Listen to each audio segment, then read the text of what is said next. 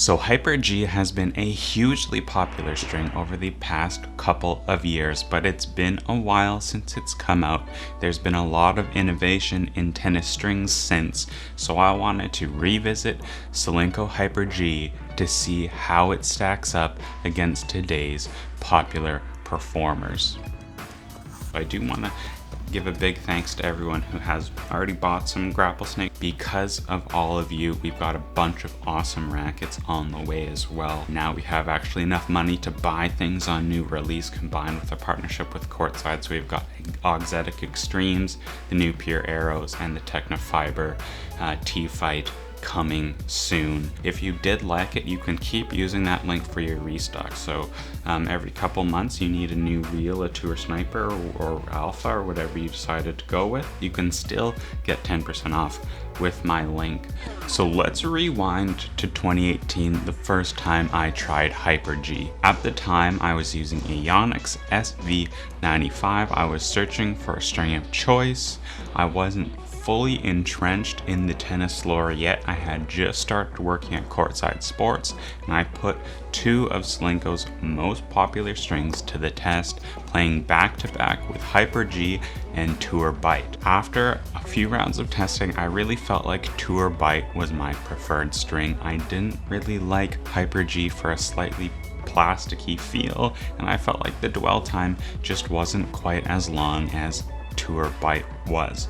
So I kind of just put Hyper-G to the side. I was still recommending it to people who were coming in the shop, but it wasn't something I put in my rackets until recently. Following the video we did on Grapplesnake Tour Sniper, which is my string of choice, a lot of people wanted a comparison between Tour Sniper and Hyper-G.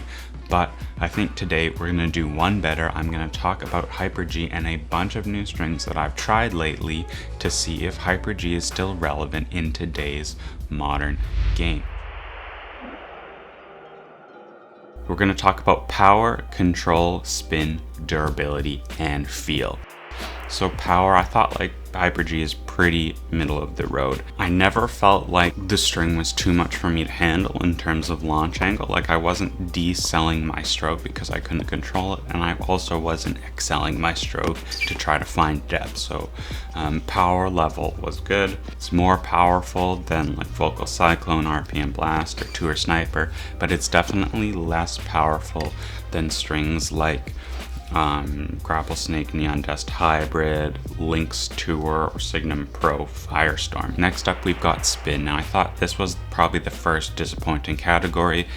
Solinco Hyper-G is a shaped string. It's like that four-sided gear shape. Since it's come out, we've seen a lot more experimentation with spin. So now we have things like Game Changer, Wise Cannon Ultra Cable, super square, sharp-edged strings that really bite the ball a lot better than Hyper-G can bite the ball. The other thing is Hyper-G, the snapback isn't quite there. It's got more of a matte texture, and I find those aren't the most spin friendly. I feel like I get better snapback with more of a glossy texture.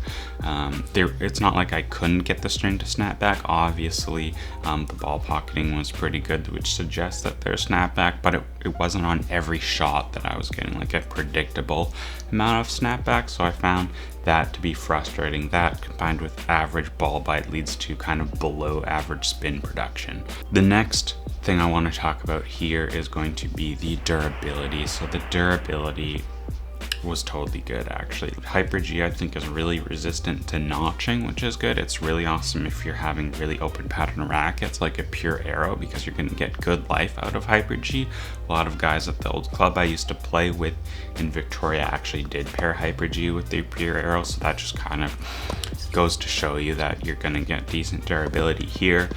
The tension maintenance also wasn't that bad. Like I've seen Tennis Spin absolutely roast Hyper-G for having garbage tension maintenance, and I just don't think it's that big of a deal. Like it's definitely better than Vocal Cyclone or RPM Blast. Those strings maybe last one hit. Hyper-G can get a couple of solid hits out of. It's not like S tier tension maintenance like a Grapplesnake Tour Sniper is, but it holds up. I don't think it's that bad for the price. I'm not mad about the tension maintenance whatsoever. I think it's totally legit. The next thing I want to talk about is control, and this is kind of where the string falls down for me. Because I found the snapback to be a little bit inconsistent, that led to also a feeling of inconsistent launch angle, right? So the issue with the launch angle varies quite a bit. Sometimes if you don't get a lot of snapback, maybe your stroke wasn't super fast, the launch angle is going to be quite a bit lower and the ball can die. But if you take a big rip, catch the ball a little bit wrong, suddenly the ball is shooting way out, farther out than you've hit it in the entire rally. It's crazy, especially when I was flattening the ball out. I was getting like an extremely high soaring ball that would like pretty much just hit the fence. This is not confidence inspiring whatsoever, and that was my serious problem with Hyper-G. I didn't feel like it responded well to variable swing speeds. So sometimes like I'm not going to be able to take a full cut at the ball, and sometimes it's going to be slower. And because of that, the response was like pretty variable.